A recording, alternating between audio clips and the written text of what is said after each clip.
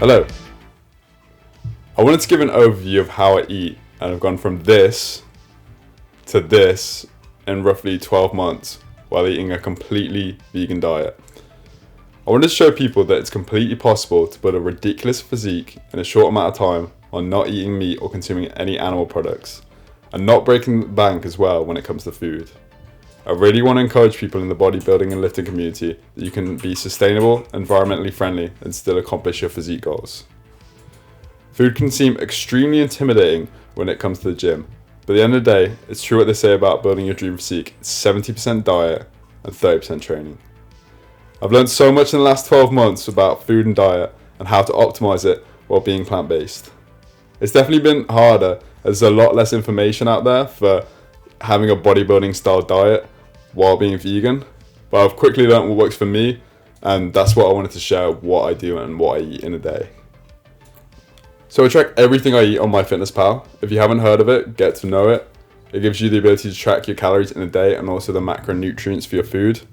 I've been doing this probably for the last year, and for the video I went through what I eat in a day and what foods I've eaten consistently and what I avoid in terms of 3 main factors. So the first factor is cost. You don't want to be spending all your money on food. It's just going to make you less likely to want to continue with your goals if it's at the sacrifice of your bank account. Second factor is taste. Something can be healthy and cheap for you but taste like shit and make you want to kill yourself. I don't want to put that make you want to kill yourself. That's a bit harsh, isn't it? What's a better word than saying... Kill yourself. Yeah. Just throw up, I think. Yeah. Second factor is taste. Something can be healthy and cheap, but taste like shit and make you just want to throw it all back up. You definitely won't keep consistent with your eating if your food is bland and you just don't simply want to eat it. There's a misconception that healthy food has to taste bad and you almost need to power through it to eat it. But there's nothing better than eating food that tastes better than a takeaway and you know it's fueling your body appropriately. As a vegan, I can say this, there is a lot of vegan food that tastes like hot fucking garbage, but people are so surprised when I cook for them that I can put together something that takes little to no effort and is highly nutritious and plant-based. And the final third factor is how good the food is in terms of macros. You can hit your calories for the day, but if you've only had 10 grams of protein and 500 grams of carbs and fat, you're not giving your body the appropriate nutrition you need to recover and be able to build that muscle. I will use today an example of how I set up my meals every single day, and I'll also give you an idea of how I eat on a weekly basis to give you a better idea on what food sources to eat, what to buy at the shops, to both not break the bank and also fuel your body appropriately. So most mornings I wake up and I have overnight protein oats. At this current point in time, I'm using a pre-made mix I bought on sale from Protein Works.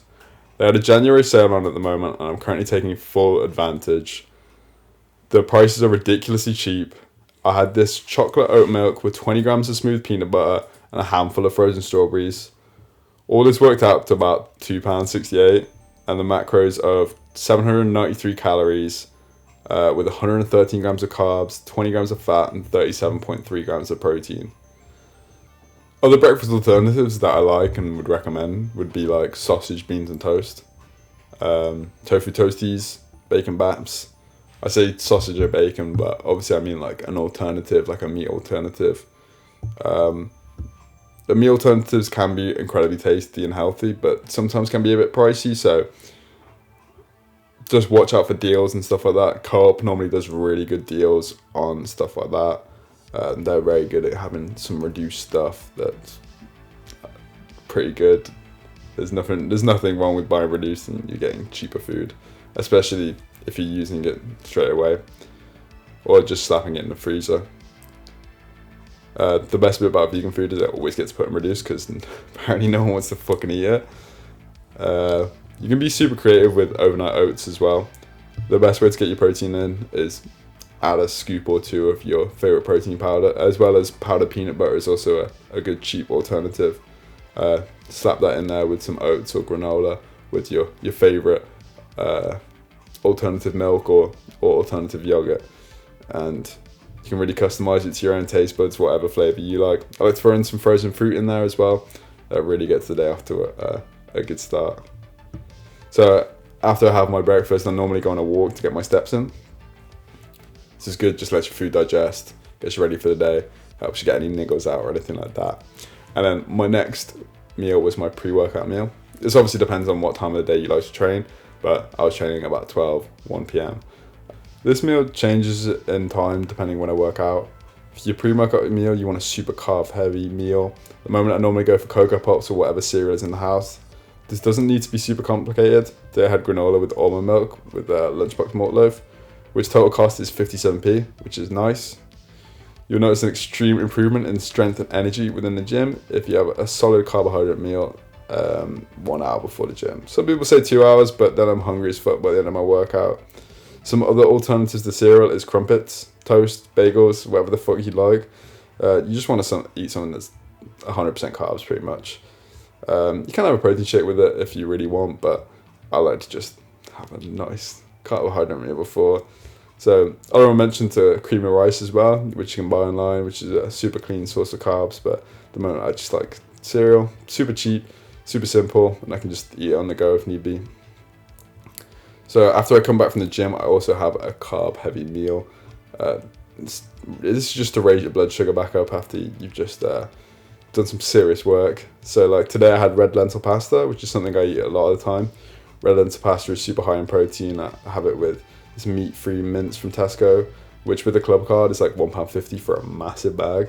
And like the whole bag contains like 77 grams of protein, which is like fucking ridiculously good. And it doesn't even taste bad, which is amazing. So the total cost of this whole meal was £1.28 without veggies. I like to add spring onion and some peppers to this as well.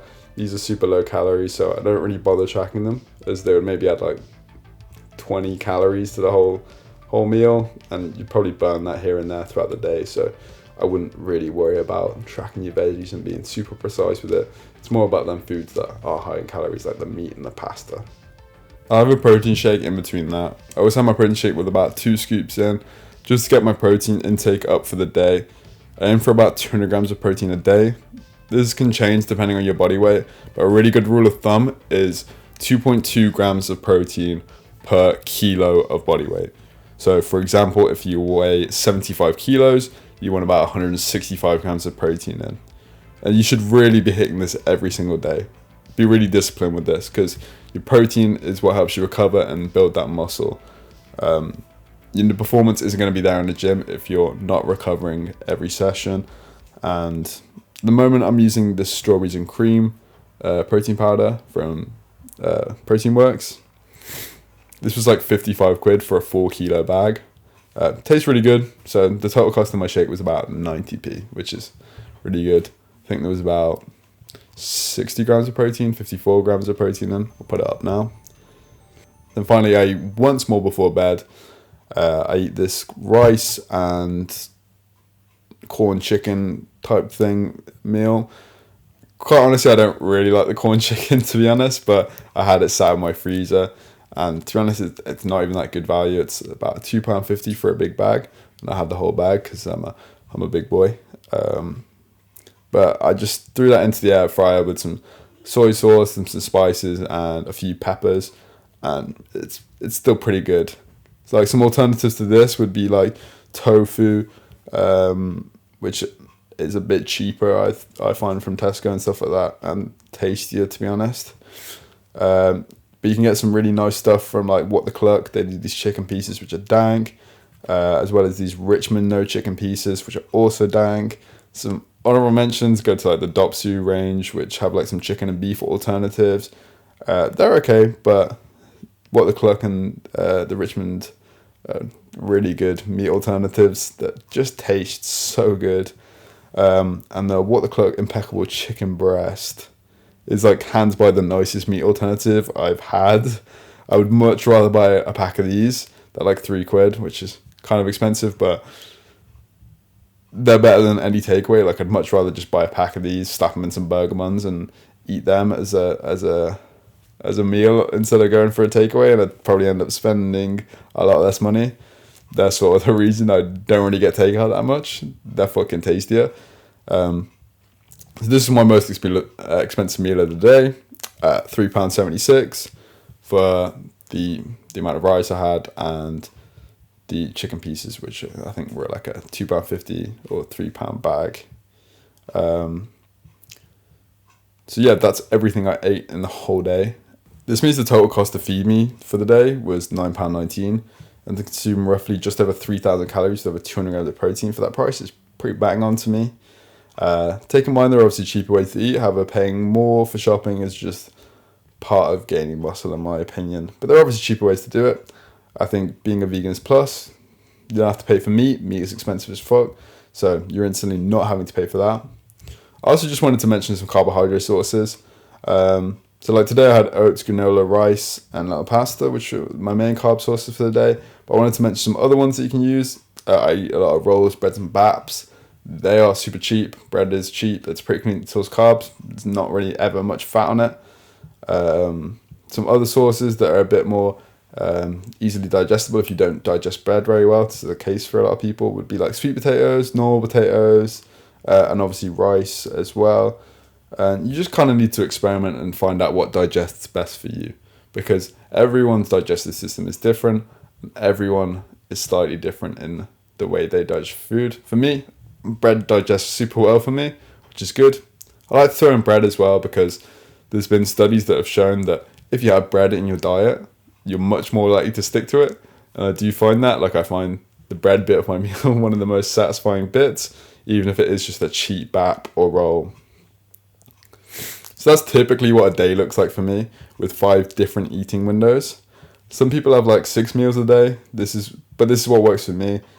I do recommend splitting up your food quite evenly throughout the day, just so you sustain that high energy level and you're not feeling sluggish or tired or getting really hungry or feeling really full.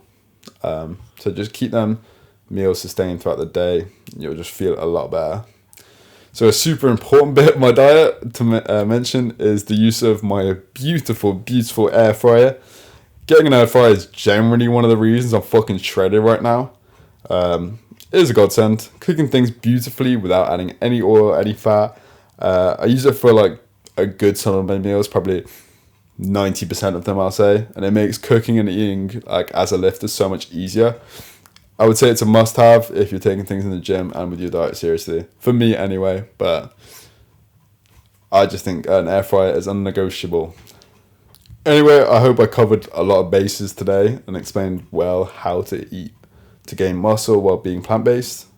I try and do my best with the limited knowledge of cooking that I have. I'm also very lazy and cannot be asked a lot of the time. And I can't be asked to do meals with a million different ingredients. But please drop a comment if you have better recipes or any other information. I'm always a student. I always want to learn. This is what's worked for me, and it's kind of how I've gained like a decent amount of muscle in quite a short amount of time.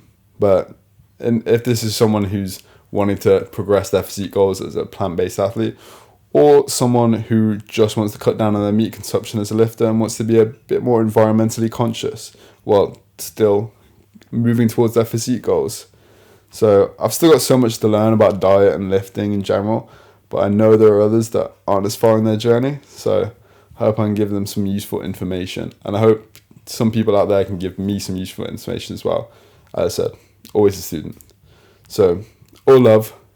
Hope all of you have a fantastic day, and I'll see you guys later.